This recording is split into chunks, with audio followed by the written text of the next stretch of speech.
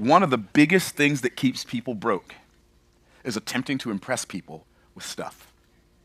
It literally doesn't make any sense. Now, I'm going to draw something on the board, but before I do, I'm going to make an assertion, and the assertion that I'm going to make is going to be probably offensive to some. It's not my intention to offend, but if it offends, that's what it does. Only until it helps you if you just at least entertain the possibility that it might be correct. And that is that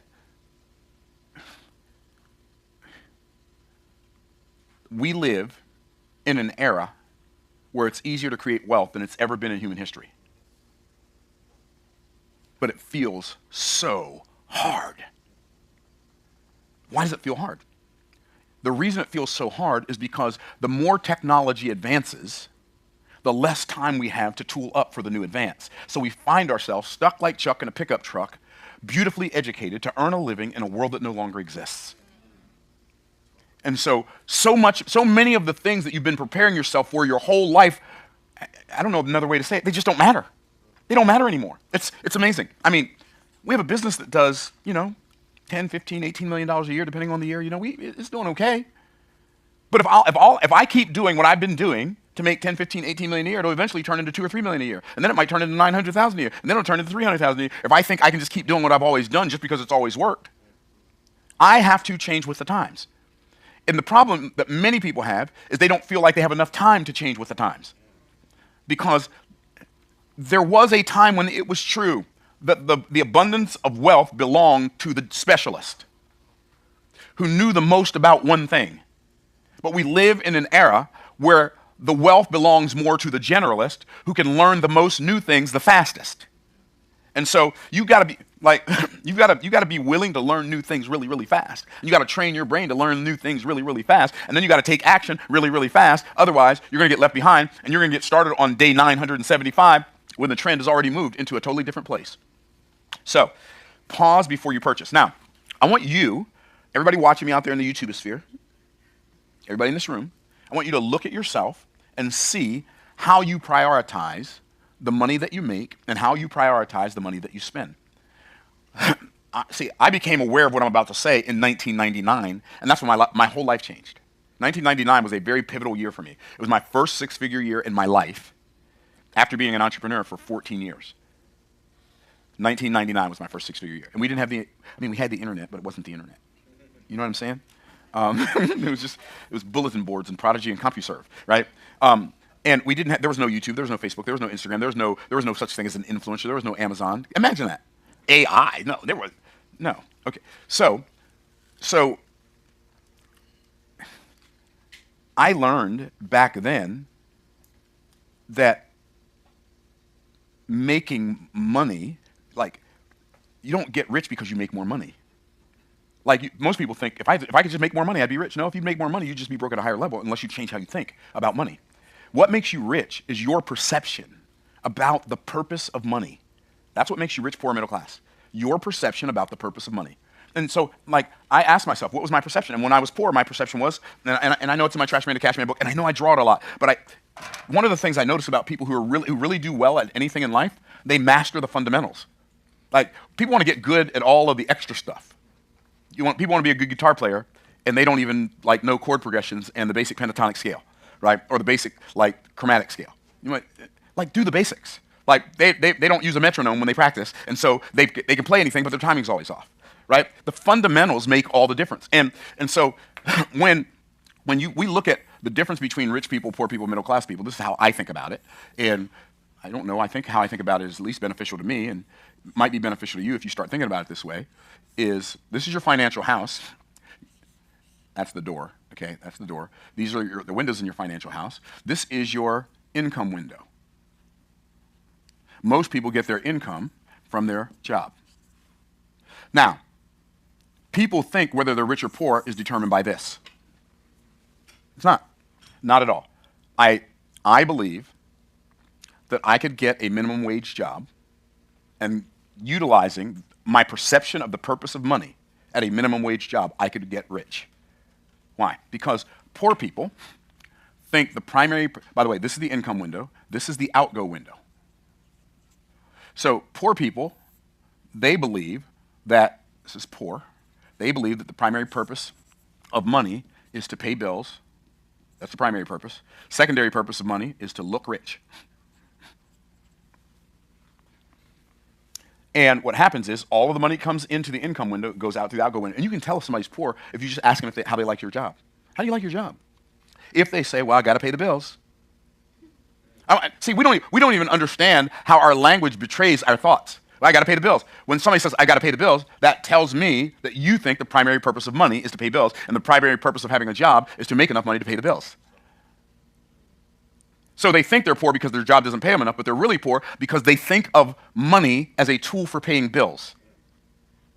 And they say, well, money is a tool for paying bills. It is, but that's only one of the purposes for money. And I submit to you that thinking that's the primary purpose will keep you broke as a joke and ready to choke for the rest of your life. So, what about middle class people? Well, middle class people, they don't just pay their bills, they pay their bills on time. And they think, I'm going to do middle class, and they think the primary purpose of money is to establish good credit. So they can buy things they can't afford, okay? And then, so it comes down to their wealth reducing liabilities window and goes out the outgo window in the form of debt. And so they're borrowing money to buy things they can't afford, to look like they have something they don't have, to impress people they don't know, and some of them they don't like, and the people they're attempting to impress don't even care. And this is why middle class people stay middle class, because they think the primary purpose of money is to establish good credit so they can live the life of their dreams. Rich people focus on this window. I literally, when I started focusing on this window, my life changed. I didn't do anything else. I didn't have a vision board. I didn't have goals that were written down that I read out loud 7 times a day. I just said, and I'm not saying there's anything wrong with those. I'm not saying there's something wrong with those things. I'm just saying I didn't do those things. The one thing that I did that changed my life forever in 1999 was I started focusing on my income-producing assets. And I sat down and I asked myself, what income-producing assets do I have? I need to focus more of my intention and more of my attention on my income-producing assets. I had 2. I had my tape ministry because I was a traveling evangelist, and so I would sell my preaching tapes for $5. Right? When I go to churches and speak, they could buy my. So the church gave me an offering, people bought tapes. But I'd always have a lot of tapes. And then I'd make tape series. If it had 4 tapes, then I'd sell it for $20. If it had 8 tapes, I'd sell it for $40. Right? And so I was, and that's not taking it. I had to buy the tapes, I had to buy the machines, there were a lot of work went into that. But I had that, and I had my network marketing business. Those were my 2 assets that I had. So I started really hyper-focusing on taking some of my money and putting it over here, some of my money putting it down here because I was middle class, and then some of my money just going out to pay bills. But I started building assets. So I had an asset. Then I had another asset. Then eventually I had another asset. And eventually I had another asset. And eventually I had another asset. Now when you first start putting money into your income-producing assets window, like you start putting money in your income-producing asset window when you first start doing it, you know what happens? Nothing. Nothing happens. That income-producing asset window just sits there and looks at you. Like, now what, bruh?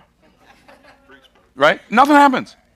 And because the powers that be, the principalities and powers and rulers of darkness in this world, they know how addicted to a paycheck we are. And so it is very hard in America, maybe not in other countries, but at least in America, it's very hard for Americans to work on anything for a very long period of time that doesn't give them the immediate gratification of a paycheck. You write a book. Let's say it takes you 6 months to write the book. It takes you another 3 months to get it edited, designed, laid out, illustrated, blah, blah, blah. So now you got 9 months into the book. You worked on this book for 9 months and it's made you no money. But you had to pay editors and you had to pay graphic designers. And it's like, but what if it, and then you got this little voice in your head, what if it doesn't work? What if it doesn't work? What if it doesn't work? Right? And it's like Heckle and Jekyll in your mind, just like, right? And so then what happens is you stop putting money into your income producing asset window. And then you start taking money out of your income-producing asset window to do these things, and you wonder why you stay broke. Is what I'm saying making some sense? Okay. But what happened for me was I just kept doing this. And this window kept getting bigger. And guess what happened? Eventually, this window started putting money back into my income window. I'm like, ah. And then it put more money into my income window. And then it put more, and then I got to the place where my income-producing assets took care of all the bills. And my income-producing asset paid off all my debt. So eventually, if this window gets to the place where it's the largest window in your house, it can literally pay you, pay off your debt, and pay all your bills. I'm like, ah. This diagram that I just drew for you changed my life. So I want you to think about this in light of what I'm talking about right now, okay? Now I know some of you are, but I've already seen that before. Right, okay, that's great that you've seen it. For those of you in the YouTube sphere, for those of you in the room, how many of you are doing it though? How many of you are actively focused on your income producing asset? I think about my book, From the Trash Man to the Cash Man, which I wrote in 2006, 20 years ago. Now, when I first wrote the book, it didn't make me no money.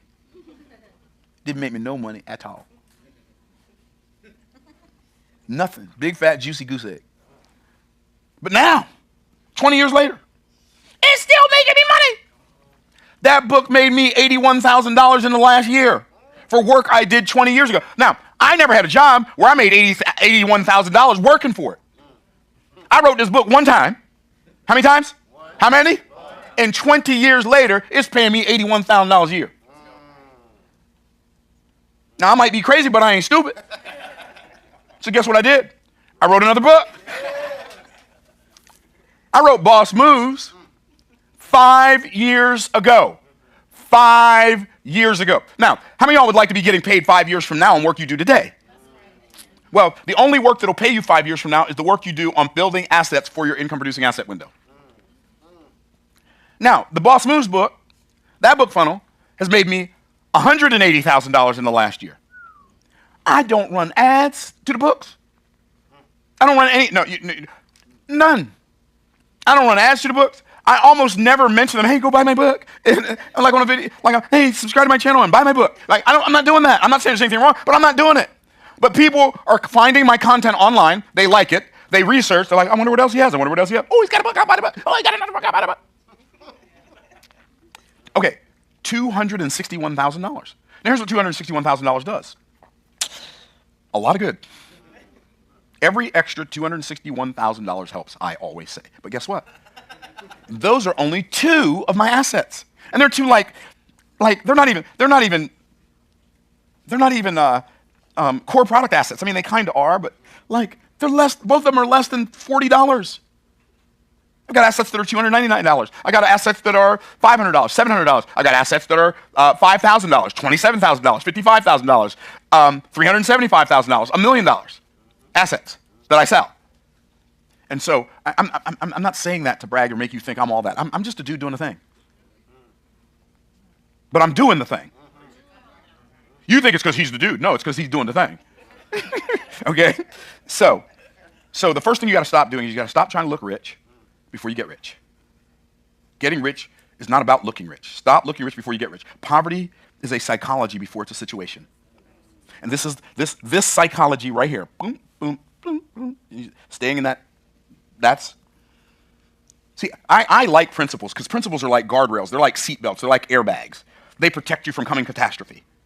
And they always work. Okay, so performing to look wealthy postpones prosperity permanently. You're making less than I don't even know what average income is, so I don't know because I'm kind of in my own Myron bubble. But let's say the average income is $120,000. Let's say you're making less than $120,000. It does not make sense for you to have Louis Vuitton shoes. It's stupid. I'm not saying you're stupid. That's not a good idea. That's money stupid. You don't like you're making less than $120,000 a year. You don't need a used Mercedes because it costs more to own a Mercedes than it does to buy one. Or a BMW, or a Rolls Royce, or a Lamborghini. Let all that stuff go. Who cares what somebody thinks? I have nice cars. I have nice high-end cars. But my assets pay for them. I don't pay for them. My assets pay for my life. My assets pay for everything I buy, and pay off all my debt, and pay all my bills. I'm like when I buy a nice car, or a nice piece of clothing, or a custom suit, or whatever, or fly private, or whatever I'm doing that to reward me for doing this. I'm not doing it to prove anything to anybody. So,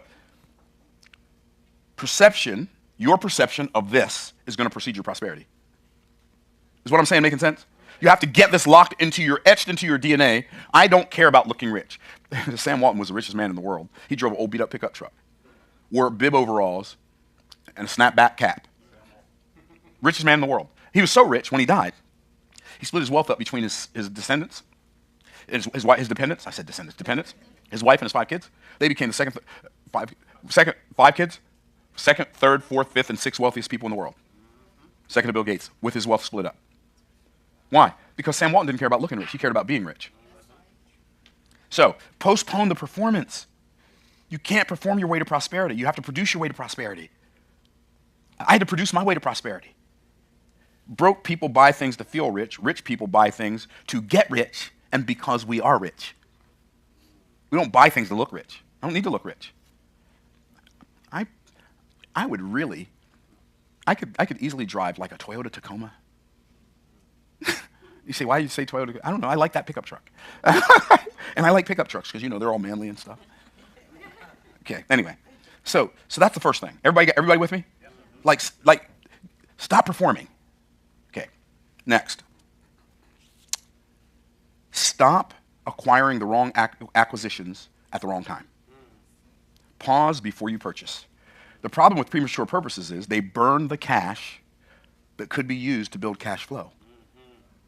See, when you take some money that you could put into an asset and you buy a thing with it, the thing is not making you the money. That's not the bad part. The bad part is if you would have put it into the income-producing asset, eventually it would have paid you. But now it's not in there. And one of the things I said in my Trash Man to Cash Man book is, when I make some money, I want to hold on to it long enough for it to get pregnant and have some babies. And I never spend the mama money. I only spend the baby money. I only spend the money my money makes me. Wouldn't you like to get to the place in your life where you only spend the money your money makes? But the money you make, you put it into your money income generation machine.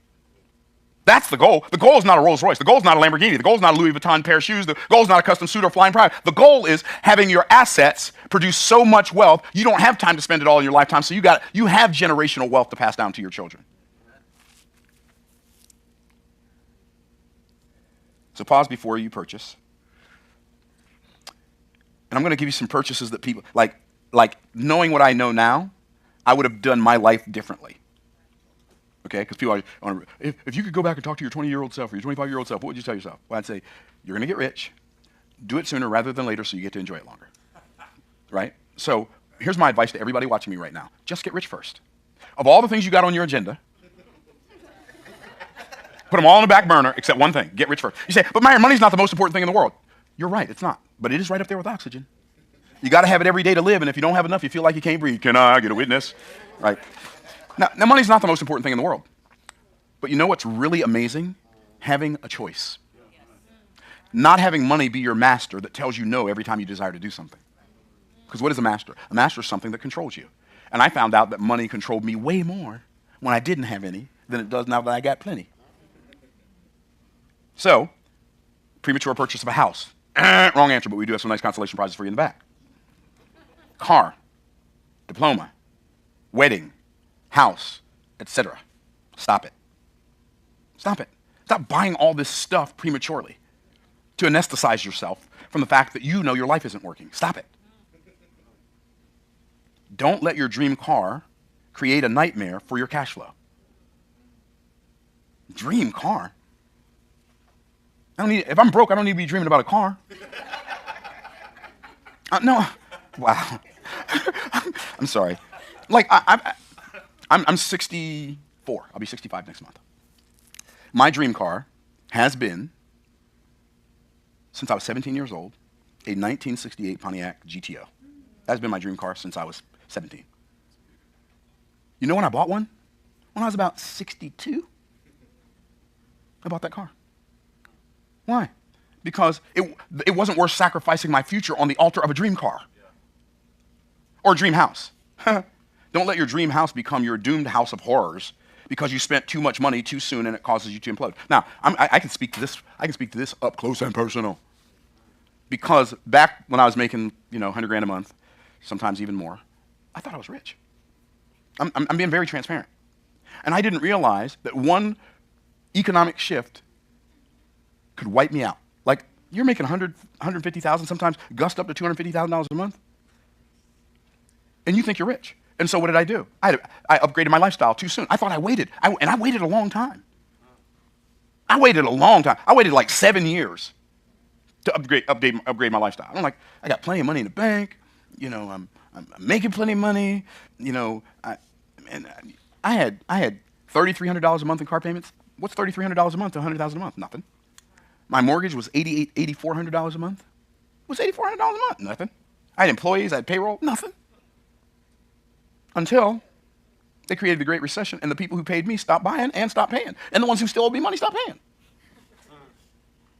Then all those payments that you prematurely purchased creep up on you. See, then I ended up having to sell my house that I bought for $1,027,000 for like $636,000. How many of y'all tracking? I'm like, And that was an economic pain for the next 7 years. Like, never again. Never again. See, everything I own now, they created a Great Recession again. Guess what? I can go pay it all off. Everything. And I still borrow money. You say, why do you borrow money? I borrow money because I can use the bank's money cheaper than I can use mine. But they can crash. I mean, I hope they don't, but if they crash everything, like I can pay off all of my houses. I can pay off all of my, I only have car payments on 2 cars, but I can, or 1 car. I don't know, but whatever. It doesn't matter. I can pay it all off and still not have to worry about money. That makes more, that's this. Stop buying things prematurely because it makes you feel good. Like, I'll get to that in a minute. Degrees. A college degree. By the time you graduate, everything you learned is obsolete, unless you're going to be a lawyer or a medical doctor or an engineer.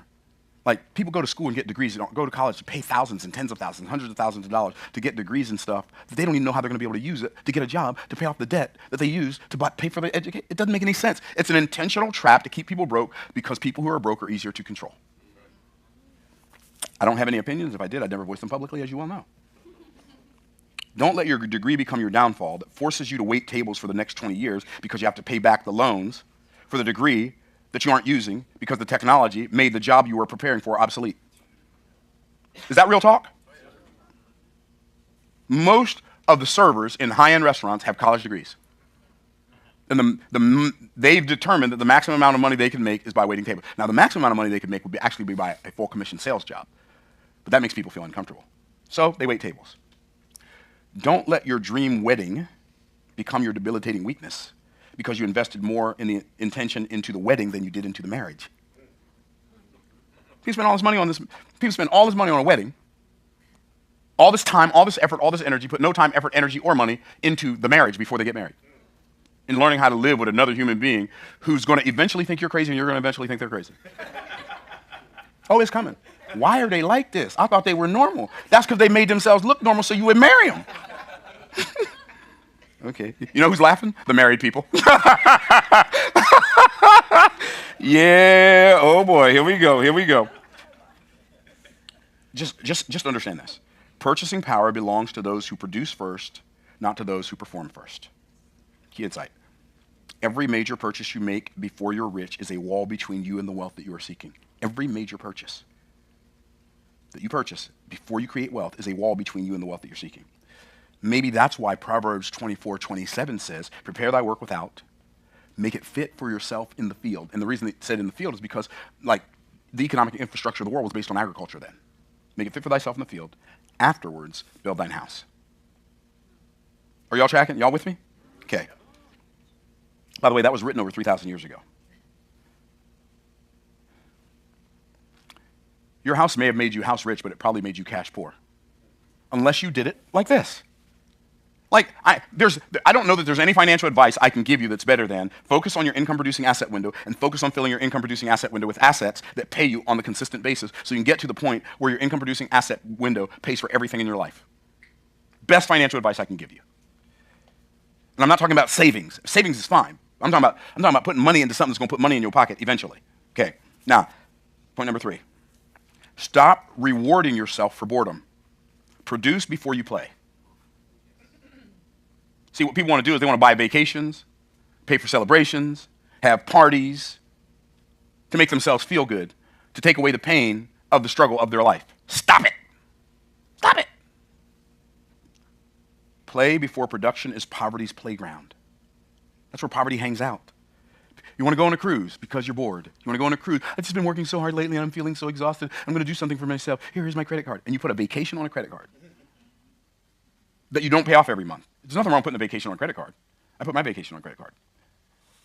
I pay it off every month. Every month. I pay off all my credit cards every month. All of them. And it doesn't matter if I put $200,000 or $500,000 or $600,000 on my credit cards. I pay them off every month. You say, well, if you're going to pay them off every month, why do you put it on your credit card? Points. Okay. Points. Let's don't be confused. Credit card companies, that's why I don't ever use a debit card for anything. I have it in my phone, so when I go to the bank, I can identify myself. Debit card. I know what a debit. What? Okay.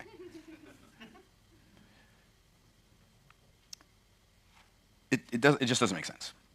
Vacationing while broke is borrowing from a future that you will never have because you borrowed from it. I remember when we used to take vacations when I had a job, and we'd get in the car with my wife and my 3 kids, and we would drive from Pennsylvania to Texas to visit my wife's family. We'd take 2 days to get there, 2 days to get back, so we'd have 10 days there. That was vacation every year. Now, that's not vacation anymore. I mean, we still go visit my wife's family, but that's not vacation. Vacation is when we go to the DR, or we go to South Africa, or we go to Spain or Hawaii for a month. The first time we went to Hawaii, we went for a month. But that window paid for it. Are y'all picking up? And by the way, when you get to the point you're letting this pay for your stuff, the stuff this can pay for is way more than the stuff that you, through this staying in this cycle, will ever be able to afford. Like this building this window is worth the wait. I promise you, it's worth the wait. So, produce before you play. It just doesn't make any sense. If you need a vacation from your life, the problem isn't your life. The problem is your order of operations. You've prioritized the wrong thing in this house. So here's what I'm going to do. I'm going to ask you a couple of questions. I'm going to make a couple of statements. Then I'm going to ask you a couple of questions. I'm going to make 4 statements. I'm going to make 5.